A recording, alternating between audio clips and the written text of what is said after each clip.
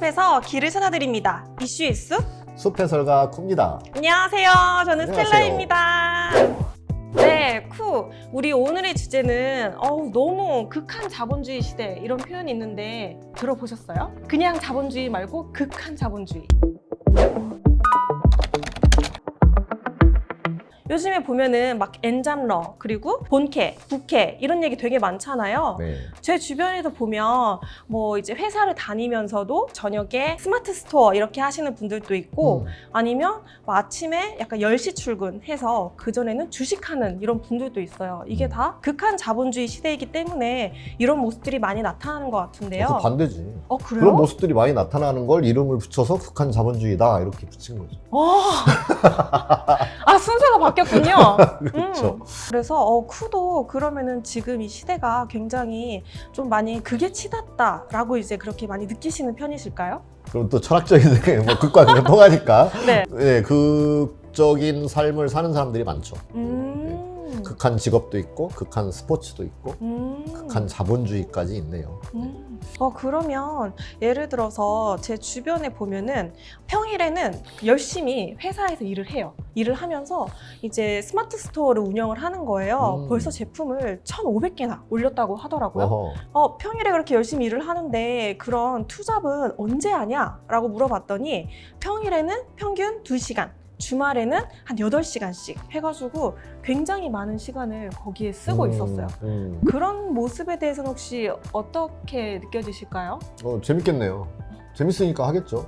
맞아요. 네, 돈 버는 재미일지 일 자체의 재미일지는 제가 그분을 직접 만나봐야 알겠지만 기본적으로 재밌으니까 할 거다라고 생각을 합니다. 네, 맞습니다.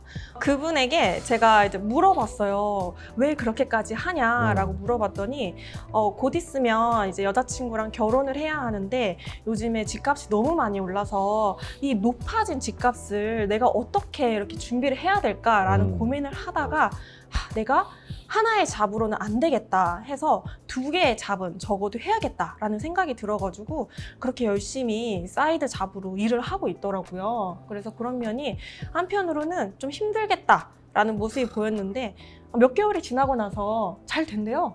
그래서 네. 너무 행복하다고 하더라고요. 네, 아파트 값이 또 오르겠군요. 돈을 버는 사람이 많아지면 아파트 값은 또 올라가겠죠. 네, 그게 시장의 생리고 그게 극한 자본주의를 만드는 거라고 볼 수 있어요. 야근을 좀 해야 돈을 많이 벌겠구나 해서 많은 사람들이 이제 초과 근무를 하게 되잖아요. 네. 그러면 이제 소득이 또 늘어났어요. 그러면 또 집값이 올라갑니다. 근데 그것도 이제 부족해요. 초과 근무 가지고는 내가 채울 수가 없다. 그러니까 투잡을 하는 거죠. 그럼 또 소득이 늘어나겠죠. 그러면 또 집값이 올라가죠. 높아진 집값을 따라가기 위해서 잡기 위해서 내가 막 엔잡을 하는 상황인데 집값이 더 올라간다고 생각하니까 뭘 해야 될지 되게 많이 고민이 되는 것 같아요. 그렇죠. 그게 자본주의의 생리일 수밖에 없어요. 왜냐하면 그 자본을 많이 가진 사람들은 이제 그 사람들의 돈을 이렇게 끌어모으기 위한 온갖 노력을 다 하겠죠. 그렇구나.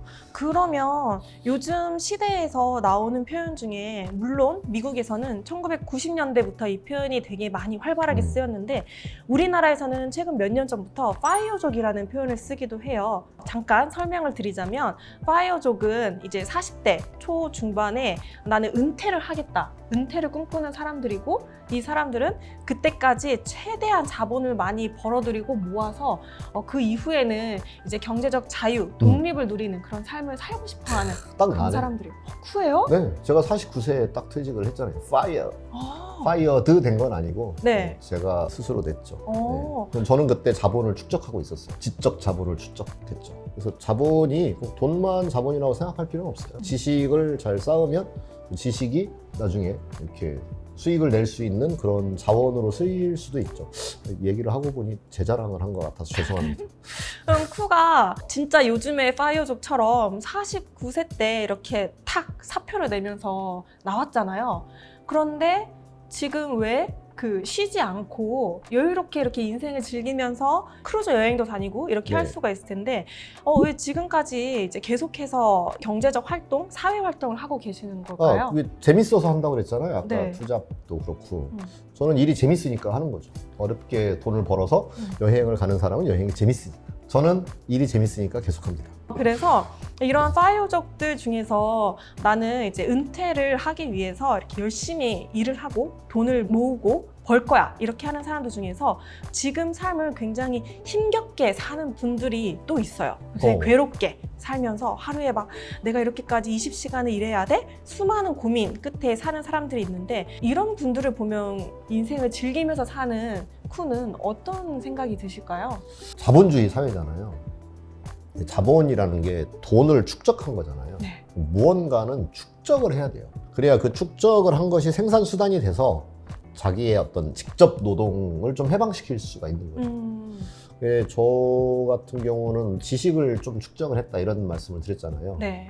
퍼실리테이션에 관한 이제 역량을 축적을 했는데 그렇게 하다 보면 무슨 일이 생기냐면 효율이 높아지거든요. 그러니까 자본이 있으면 예를 들어서 뭐 자동차를 만들 때 크게 투자를 해서 공장을 지으면 자동차를 만드는 효율이 높아지잖아요. 그게 자본의 힘이거든요. 네. 그죠? 근데 제가 이제 퍼실리테이션 역량을 이렇게 축적을 해서 역량을 쌓아놨어요. 그러면 제가 워크숍 설계를 한다거나 준비를 할 때 되게 효율적이 되는 거죠. 다른 사람은 워크숍 설계를 할 때 4시간 걸리는 걸 쿠는 한 4분. 4분? 너무 심한 거 아니에요? 그냥 자연스럽게 이렇게 바로바로 이렇게 솔루션을 제시를 하고 그 다음에 워크숍 설계를 딱 끝낸다라는 거죠. 네. 그러면 시간을 엄청 효율적으로 쓸 수 있으니까 그렇죠. 그 이외에 여유되는 시간에는 또 다른 무언가를 해볼 수 있겠네요. 그렇죠. 그래서 이제 그러려면 축적의 시간이 필요하잖아요. 이 부분에 이제 투자가 필요한 거예요. 그래서 대부분 많은 사람들이 이제 요즘 거의 30대가 될 때까지 지적 투자를 많이 하잖아요. 맞아요. 대학도 다니고 막 대학원도 다니고 학원도 다니고 여러 가지. 그 이유가 그런 지적 자본을 만들고 싶어서 그러는 거죠. 부모들은 이걸 막 계산하고 경제학을 공부하고 그래서 그걸 아는 게 아니라 그냥 직관적으로 알아요. 살면서 그걸 터득한 거죠. 경험을 또 네. 이렇게 했었으니까. 그래서 빨리 가서 돈 벌어와 라고 하는 것보다는 좀 더 많이 공부를 해. 그래야 나중에 더 큰 수익을 낼 수 있어 라는 걸 알고 있는 거죠. 현명한 부모들이 알고 있는 거죠. 그렇죠. 네.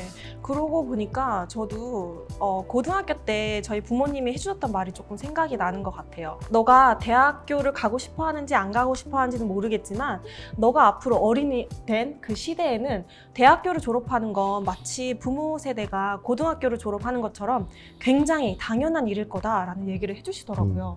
저는 제 자랑을 했는데 네. 부모님을 자랑하는 네. 효녀의 좋은 이미지까지. 네. 아래 자라가지고 이렇게 또 좋은 회사에서 일을 하는 것 같아요.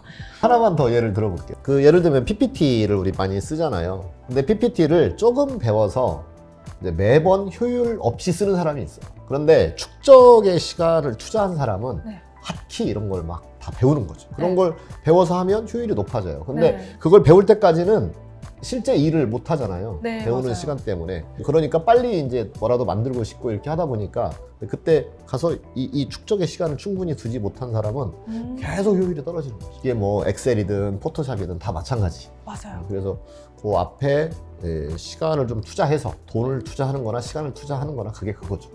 그래서 그 부분을 이제 해놓으면 나머지가 되게 다른 사람에 비해서 효율적이고 좀 경제적 용어로는 경쟁력이 생긴다. 경쟁력이 네, 생긴다. 네, 그러면 그 경쟁력이 수익을 내게 한다. 이렇게 말하죠. 나만의 어떤 차별점이 생긴다. 이렇게도 볼 수 있겠네요. 네. 그래서 내가 회사에서 일을 하면서 나의 축적이 일어나는가 그걸 보시면 돼요. 사회적 현상으로 놓고 봤을 때 자본주의 사회에서 소득이나 아니면 자산의 분배 격차가 굉장히 큰 현상이 있어요. 쿠는 여기에 대해서 좀 어떻게 보실까요? 내가 하고 있는 일을 게임으로 만드는 것 그게 되게 중요합니다.